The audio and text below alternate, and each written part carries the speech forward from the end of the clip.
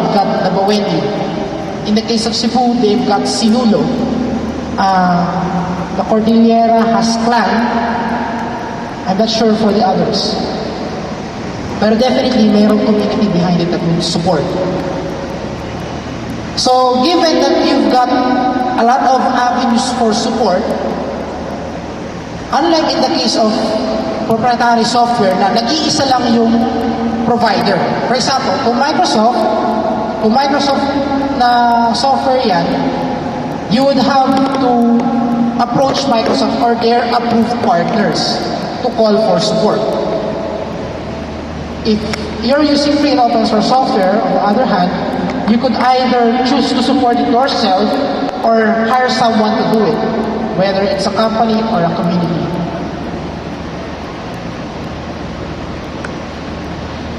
Then, we'll tackle yung economic evaluation. Bakit? Lower cost of ownership. So, with free and open source software, you could avoid license management and litigation. Hindi mo kailangan i-expose sa sarili mo na ma-rate ka ng NBI. Dahil walang NBI and BSA dahil meron kang illegal na copy ng proprietary software like AutoCAD, Macromedia Flash, Dreamweaver, or Microsoft Office or Word. So without license management costs, and hindi ka nakatali to a single vendor, wala kang tinatawag na vendor lock-in. Or in the negative sense, that is. So, without vendor lock-in, you've got more choices. Kung, for example, kung ayaw mo na sa kanya, sa isang vendor dahil substandard ang ginagawa niya, you could choose another vendor with a more reputable history. Unlike sa case ng proprietary software, kung isa lang ang source mo, you are beholden to the trust that you should give to your vendor. So, nakatali ka. As long as buhay ang business mo, o hanggang hindi pa siya nalulugi. At kung malugi man yung business na, o yung vendor na pinasukan mo, kapag proprietary software yan, wala na, tapos na. Unlike sa case ng free and open source software, kung mamatay man yung kumpanya, you could always hire another one to study the code. And buhay yung project na yun. So, in the essence of business, long-term planning. Nasa-satisfy mo yung long-term na solution mo. Hindi ka nakatali ko single vendor. Then, most free and open source software are freely available. So, while free and open source software usually tackle about free as in freedom, karamihan sa kanila ay libre mo makukuha as in gratis, zero. Hindi mo kailangan magbayad ng 5,000 piso, 7,000 piso para kumuha ng kopya. Pwede mo kausapin ng iyong kaklase, buds, pa-kopya naman. Kung meron siyang internet access, they could get it at once. Most of the time, meron ng free and open source software. Some vendors, on the other hand, binibenta nila yung free and open source software nila. For example, Red Hat, yung enterprise Linux nila. They sell it to companies, 21,000 ang presyo. Yun yung support. So, 1 year na premium technical support. Novell sells it for around 18,000, yung SUSE Linux enterprise server nila. Regarding free and open source software. So, ang unang tinatanong sa amin is, dahil libre yung software, marami bang magugutom na programmer? Will free and open source software create starvation for programmers? Well, I would answer a definite no. 95% of software created is not directed for general sale. Only 5% of software produced is sold directly to the consumers. Most of them are done by programmers hired by companies. So for example, pakigawa mo ako ng program that will store a student's profile inside the database. So ganyan ang usual na software na ginagawa for many companies. On the other hand, meron namang iba, they bundle it with hardware. For example, software that will interpret a certain hardware's output. So, yun yung karamihan sa mga software. Only 5% are commercial off the shelf. So, it will not really create a massive starvation for programmers. On the other hand, dahil with free and open source software, more programmers can access the tools. So, competition na lang. We'll just let the market decide kung paano mag-evolve yung market. Then, is Foss always available as it is with no warranties? Well, not always. Kasi pag tinignan niyo yung mga end-user license agreements, it doesn't go any better eh. Sinasabi kasi ng mga karamihan sa mga software licenses na kapag nag-crash o nasira yung program, hindi mo pwedeng ihabla ang gumawa ng program. If you've read Microsoft's end-user license agreement or in most software, they do not offer warranties for their programs. This is so unlike the other engineering principles or other engineering disciplines na, for example, kapag meron ka civil engineer na gumawa ng palpak na diagram na nagresulta sa palpak na implementation ng say ng tulay o ng bahay, pwede mo siyang kasuhan eh. In the case of software engineering, you cannot do that. We don't have laws that will provide warranties for software. Whether it be commercial or proprietary. Commercial, proprietary, or commercial open source, or the other way around. The warranty clauses are usually scant in giving scant protection. Very scant. So limited lang. Usually 90 days or after the end of 1 month, wala na warranty. You have to purchase additional a plan para magkaroon ka ng extended warranty. Others, particularly those who sell commercial free and open source solutions, provide warranty. Either magbibigay ka ng SLA or service level agreement or you purchase a commercial license. So, hindi laging walang warranty. So, granted na may mga cases na mayroong warranty, is Foss always unsupported? No. Sa case ng Foss, hindi lang isa ang source ng support. You could get support if you're not satisfied with your vendor. You could get support from local vendors, user communities, or internet resources. Or you could hire someone that you know is skilled enough. So, it doesn't really have any difference compared to commercial proprietary vendors. In the military, they have a system called Kirchhoff's rules for creating military ciphers. Isa sa mga sinasabi ng Kirchhoff's rules sa paggawa ng military ciphers is that you do not rely on the secrecy of the system for security. So, do not rely on the secrecy of a component. Kasi pwede ma-break yan. So, how does free and open source software provide security? Dahil na-verify mo, you could create mechanisms to ensure that it is relatively unbreakable. Sino sa inyo nakakalam kung paano na-computing yung square root? Di ba, mahabang proseso, di ba? So, for example, can anyone compute the product of 27 times 27? Anyone? 27 times 27? Paki-compute lang. Pero, if you'll try to do it the other way around, so, kunin mo yung square root na 729, di ba, mahabang proseso? So, it's relatively easy to compute the square of a number compared to extracting the square root. Ganon ang sistema ng encryption. Madaling going forward, mahirap going backward.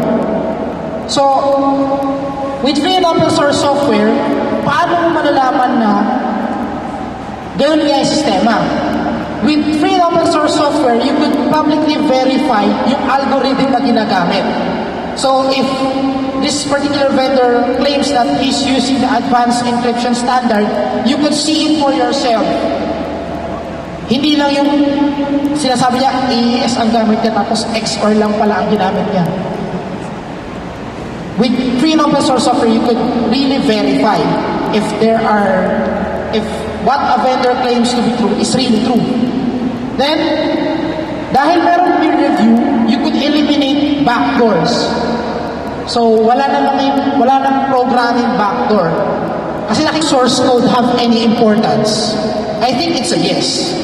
While it's not really exercised by many people, like for example, sa case ng kotse, not many people open the hood of the car para makita at magbuningin ng engine ng kotse. Consumers, on the other hand, will appreciate this if they have access to the source code or access to the blueprints.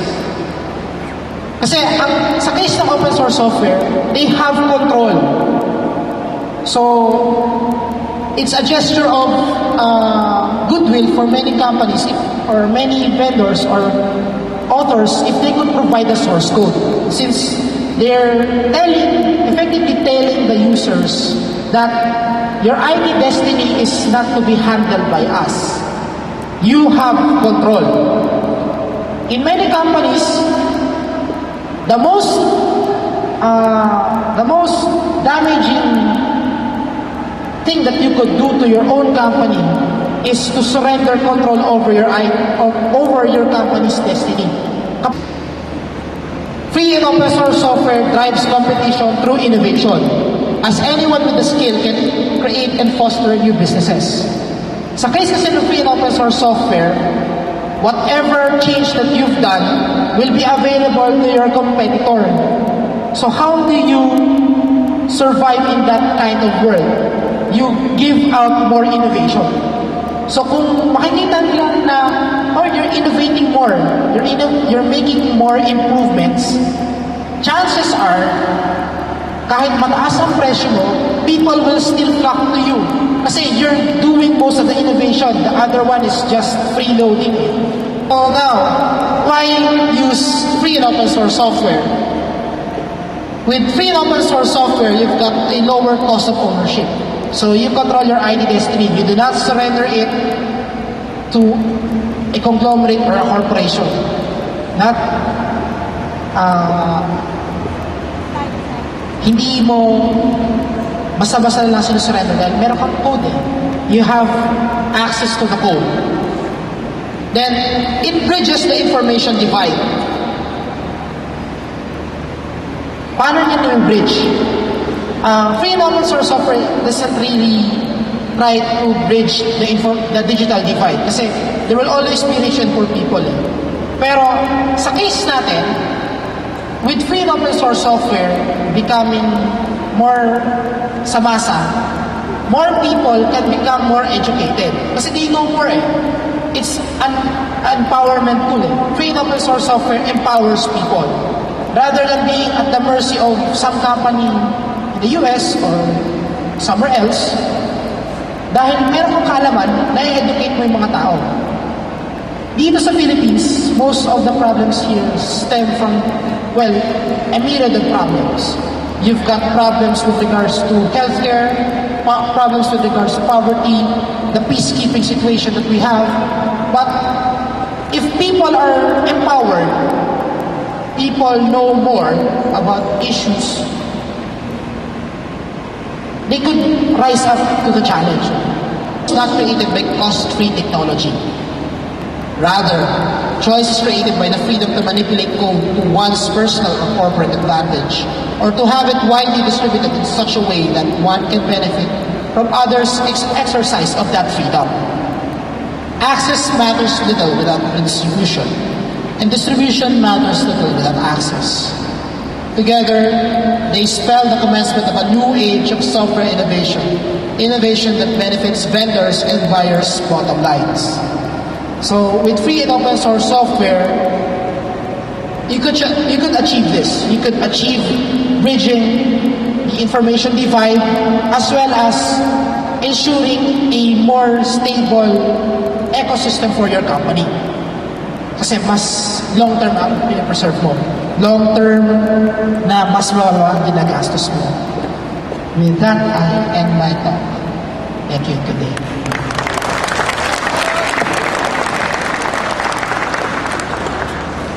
Okay, for those who have questions, please write it down. But later on, in the afternoon, we'll be having the open forum, so it's not yet at this time yet, right? Because I know many of you now are hungry, so it's lunchtime. We're all smiling anyway. So just reserve your questions for the open forum this afternoon. And at this point, I invite everyone to please have your lunch here. Please help yourselves. And I have here an announcement for those who are not able to get their kits, their conference kits. You just have to see the beautiful ladies over there at the registration booth and have your names enlisted in there. So you will be given the conference kits this afternoon. More are still coming. Right? So again, have a nice lunch. Good afternoon to everyone. I hope you're still awake. So, we had a nice lunch today. It's actually my first time here in Zamboanga. Specifically, the first time here in Mindanao. So, all the misconceptions that I had about Zamboanga and Mindanao, everything changed after staying here for since yesterday. So, I hope to be back here soon, probably, most likely not in another conference, but probably roam around the city and learn more about the people over here. It's also nice to know that a conference this big happened here down south, and the most important thing is that it was actually spearheaded by the community, especially by Yolynne. I met Yolynne last year, excuse me, in Linux World in Manila, and we were about to launch Ubuntu back then. When she heard about it, she was telling me that it was by accident that she actually went to Linux World, and after that, she's been one of the most vocal supporters for Ubuntu locally, and a testament to that is having the video sent by Mark, as well as having all the Ubuntu CDs that we currently have at the moment. Those are 5.10 CDs, by the way. So, I'm here to talk about the Open CD project, which is one of the projects I'm involved with in Ubuntu. It's actually a project currently being sponsored by Canonical Limited, which is the corporate backer of Ubuntu development. The Open CD project is basically free and open source software, but for Windows people. Since we believe that we're not forcing everyone to move to Linux. We're not forcing everyone to move Linux drastically, but rather we would like people to learn more about open source, the ideals of open source, and what you can actually do if you want to go for this full time. So the Open CD is basically a community project as well. There are around 5 people involved with it. One of them is me, and our project leader at the moment is from the UK. He's currently taking his PhD in Cambridge. So again, I'm Jerome Gotangco. I'm with the Ubuntu project. I also am part of Software Freedom International, which we will discuss later. So we'll talk about the Open CD and how to actually use free software now without even installing Linux into your computers. Okay? Is that okay? Okay. So, first of all, probably about myself, on my involvement with free and open source software. I graduated around 1995. During that time, there wasn't really that much open source things happening, but already the GNU project was already over there. But here locally, it wasn't really yet that big. There were already some people using it, but I myself started not using free and open source software. I actually started on an AS400 environment. So I was more of a Windows user back then, but running on more of a Unix back end. I actually started using free and open source software way back then. I didn't realize that, but I did this full time around 1998 when I actually bought a bunch of Red Hat 5.2 CDs.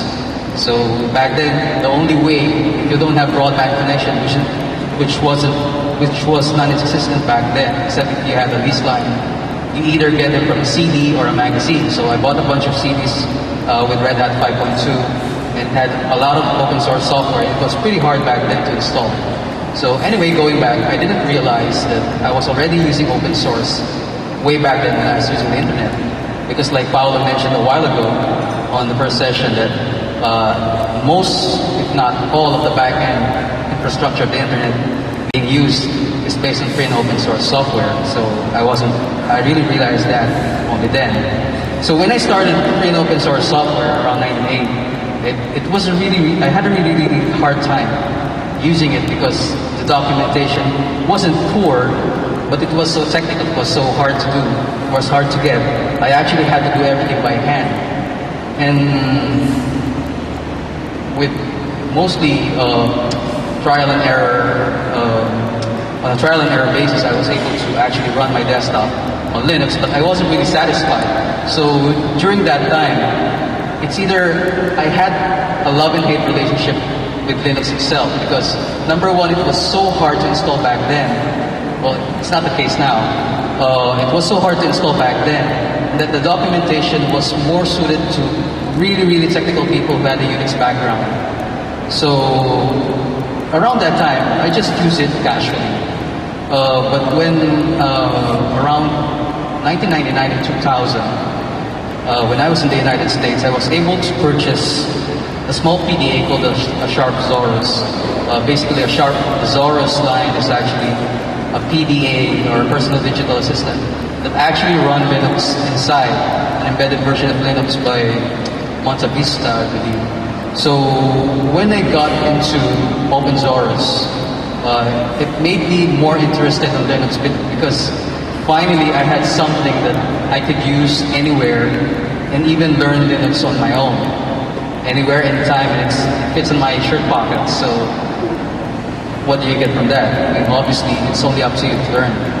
So around 2002, there was a group of individuals over to the internet who started the open source project. So what we did back then was actually replace the operating system of the PDA and put a community developed operating system for the PDA itself, which we call the open source project. Unfortunately, the open source, the Zorus PDA itself wasn't really accepted mainstream in the United States. So after 2 years in the business, Sharp decided to pull the US operations for the Zorus. And at the moment, open source still thrives, but very few people are using it at the moment because most of the Sharp devices nowadays by Zorus can only be available in Japan. So that was my first involvement with free and open source software development.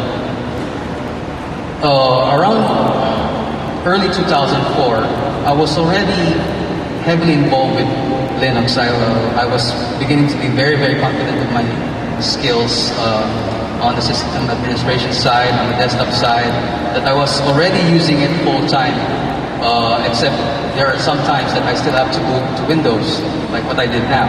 Anyway, I'll explain later about that. So around early 2004, I was already using Debian, which is a very big open source Linux operating system developed wholly by the community. And there were a group of people who were planning to create a Debian-based distribution that would be easy for people to install and would only require one CD. And eventually, that project became Ubuntu, which was formally launched last October 2004. So when Ubuntu started, I actually became involved more on technical documentation, testing with regards to accessibility, And around last year, before I went to Sydney for the conference, we decided to create specifications for Linux without, as much as possible, having minimal configuration needed. So hence we formed the laptop mission team for Ubuntu.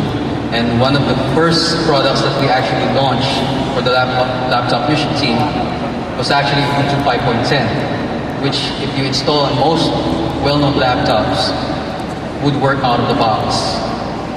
And locally, it was just, when Ubuntu started, a lot of people from Europe were already forming local community teams that evolve around Ubuntu, because Linux by itself thrives with the community or the community of users, be it the developers, documentation people, just plain users. It's still considered as community. So to PH, and currently we have a lot of active members over there doing their own advocacy work. Some actually uploading to Ubuntu itself. There are a lot of activities going on, mostly translations to Tagalog. Some were doing it in Ilocano. I don't know about any language. There was one group actually doing translations to Cebuano. So it was all made possible because every one of us was using Ubuntu. So even though we were located in different places, we actually used Ubuntu, and that binded us. We actually met online. Yolynne, for example, after coming from Linux World, she decided to hang out on the chat rooms and became one of the most vocal people, like I said earlier, about the usage of Ubuntu. So yeah, Ubuntu PH locally. Then I went last year to South Korea for a talk, and we decided to form Ubuntu Korea. Although I'm not really that conversant with Hangul yet, but I'm very much active with those people, guiding them on what they should actually do. Like I said last year, I went to Sydney, Australia to create specifications specifically for Ubuntu 5.10, which all of you have now. So most of the stuff that we actually planned in Sydney is now available for 5.10. And finally, since the OpenCD project is part of the Ubuntu project, we created a foundation that involves free software. And every year we have a celebration which we do globally called Software Freedom Day. And Software Freedom International is the one responsible for managing the activities and documenting whatever happened. So we're going to talk about the OpenCD, okay? So the OpenCD is actually a real CD which you can download online. Or there are some people who actually burn OpenCDs. I don't know if the organizers actually included an OpenCD in your kit, probably just an Ubuntu CD. But if you notice, the Ubuntu CD has two CDs, a live CD and an installed CD. The live CD is a subset of the actual OpenCD, meaning you can actually install some Windows applications from the live CD, so you can try it out later. So again, the OpenCD in a nutshell, it's a collection of free and open source software specifically for the Windows platform. So on the second bullet, it aims to introduce people currently using Windows or any other operating system for that matter on the benefits of free and open source software. So the most important thing about the OpenCD is that all the applications included should be distributed or are under license with an OSI approval or an open source initiative license. The OSI is actually a big group that determines what kind of license any software can use. As much as possible, there are a lot of different open source licenses. What the OSI does is study those licenses and say, this is a free software license. So, for example, like Paolo mentioned earlier, the GPL or the GNU public license is just one of the numerous free software licenses approved by the OSI. So, there's a reason why having an OSI approved license is important for a software. The most important word here is distribution. An OSI approved license allows for distribution by anyone of the software itself, be it the source code, the binaries, you're allowed to do so. There are some freeware or shareware software available for Windows that are not really OSI compliant, but they say they're free, but you cannot distribute them. Meaning if you make your own CD, and let's say you put WinZip, although WinZip is shareware, they probably won't allow you to make a copy of WinZip on a CD and distribute it to your friends. So that's what we're saying about distribution.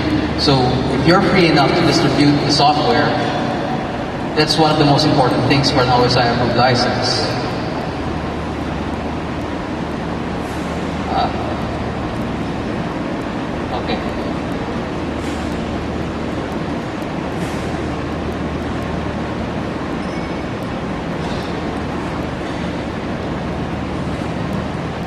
Okay. So we'll see the OpenCD later, but first let's look at the vital statistics of the OpenCD. So it's currently in version 3.1.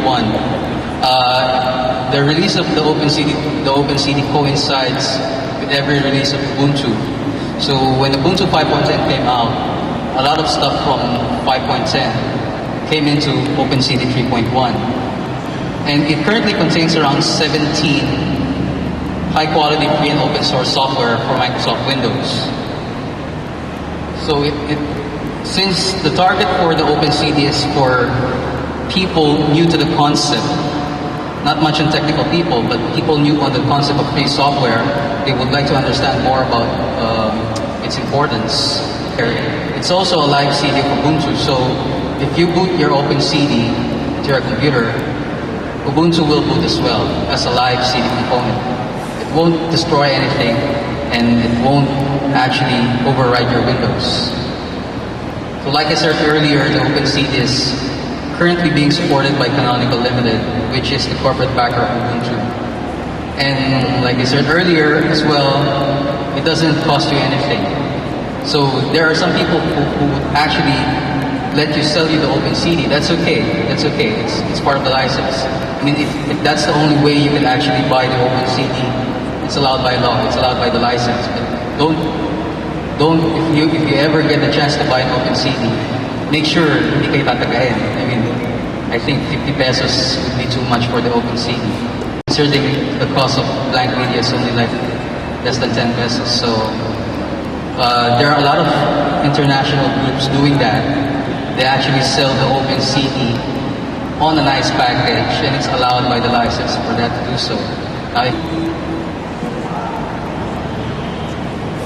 Since we're already used to using the usual software that we actually have on the computer, there may be questions why we actually need to use something like the OpenCD.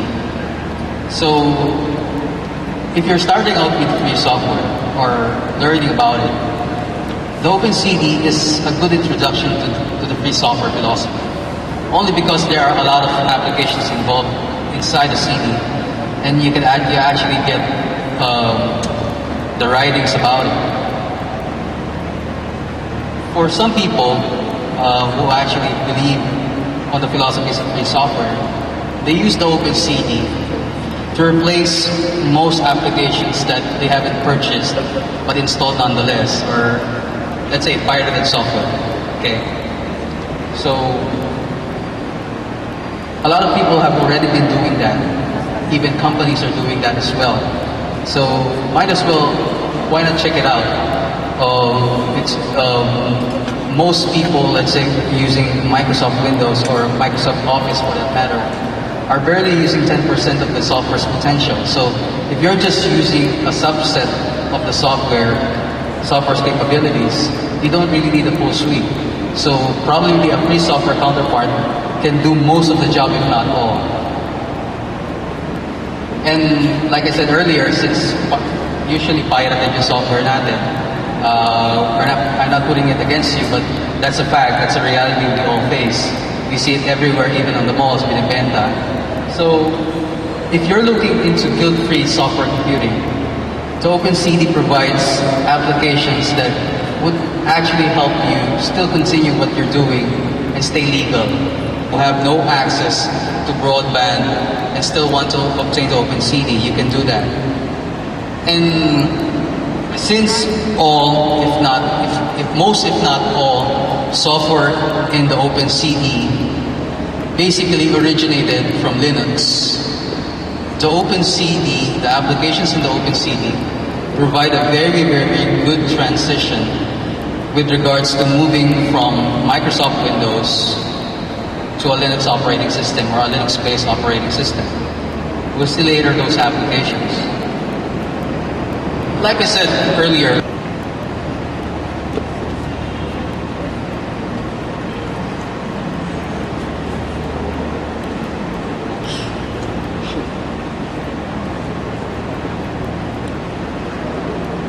so before going to the OpenCD itself, before actually running it, I was actually running it earlier.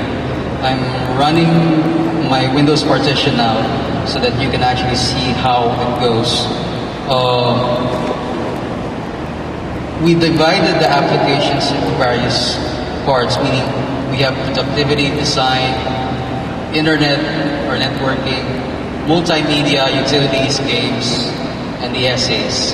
Some of you may be very, very familiar already with the applications of the OpenCD, and if you are one of those people, that's a good sign for people that people are actually aware about free software. So,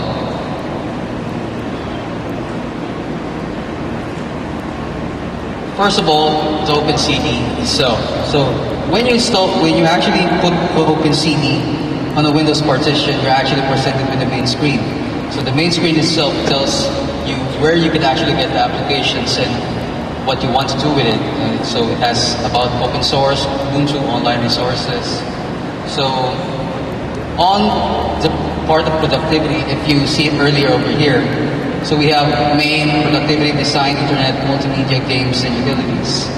So with productivity, we have around four major applications for productivity itself. So the first application that we included on the OpenCD is called AbiWord.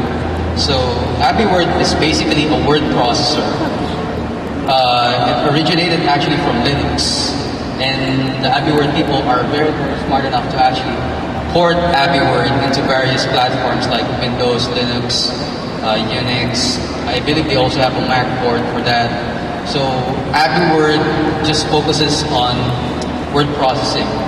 And recently, since a lot of people are still using the doc format or the Microsoft Word format, AbiWord can now save, open, and manipulate documents in doc format.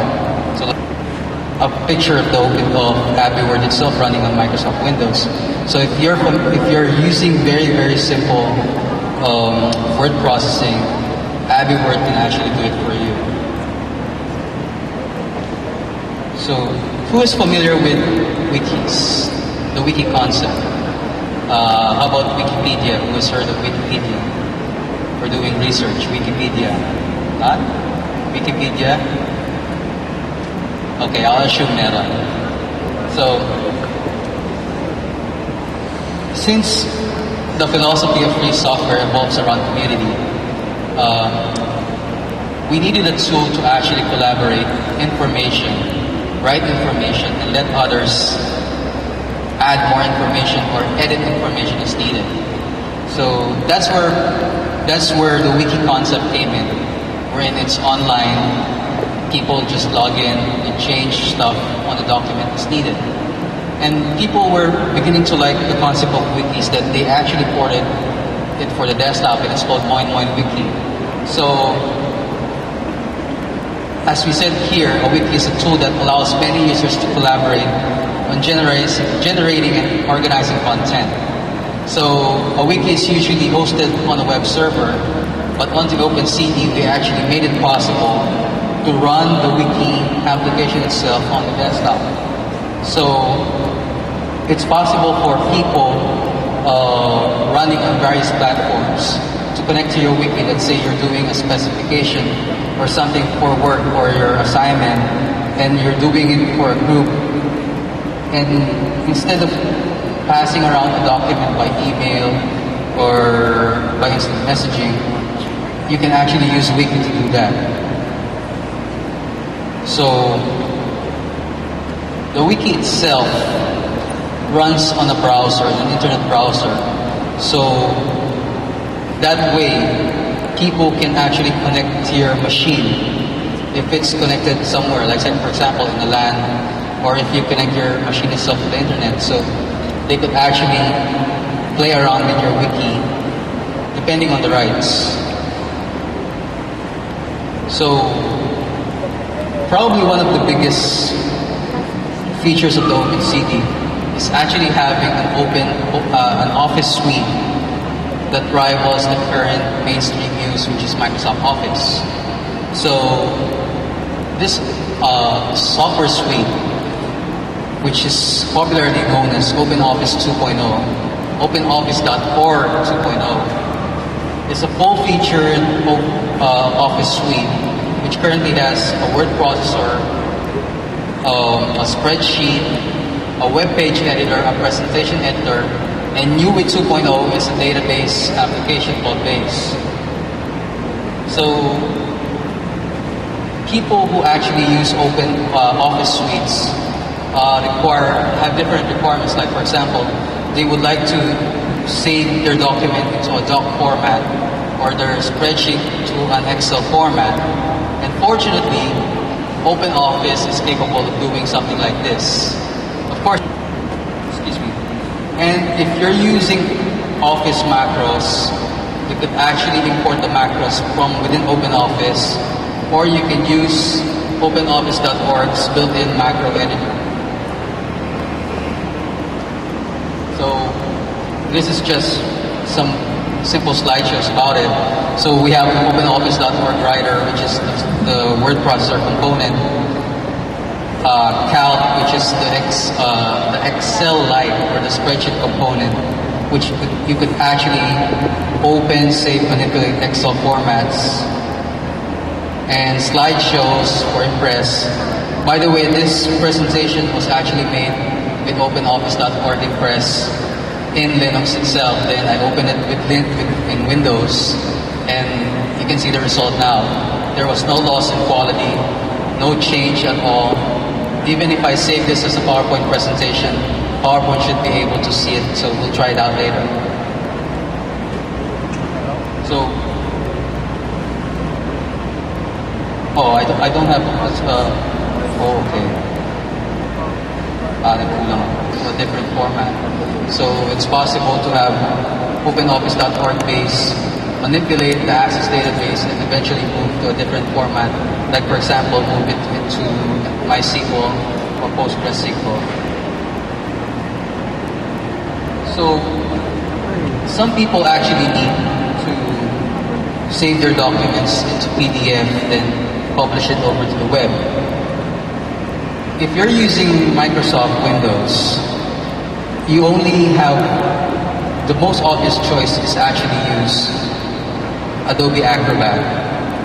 Since Acrobat Reader itself is free, but creating the PDF itself is not. So, right? Most, yeah, or IT related.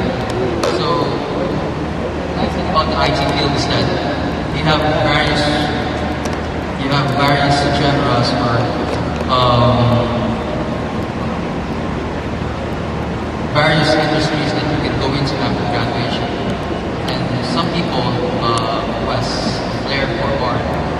Some of them are actually computer science students, but they have a flair for art, so they go into 3D design. And some arts people who are very conversant with computers actually go into 3D and learn more about computers, obviously. So there are a lot of stuff happening on the open source world that are currently being used by big corporations like Pixar, for example. They use a lot of open source tools, obviously, but unfortunately, they don't release their tool chains yet. But then, if we're talking about design, free software does have its shares. I guess the most popular design tools at the moment are Photoshop, 3D Studio Max, Maya. Who has been using those tools? Flash. None. Photoshop. Okay.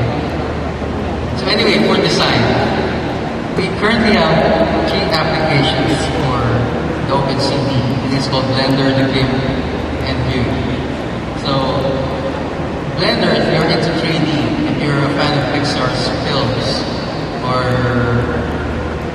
what's the studio, Steven Spielberg anyway. So if you're a fan of 3D films like Toy Story, Finding Nemo, stuff like that.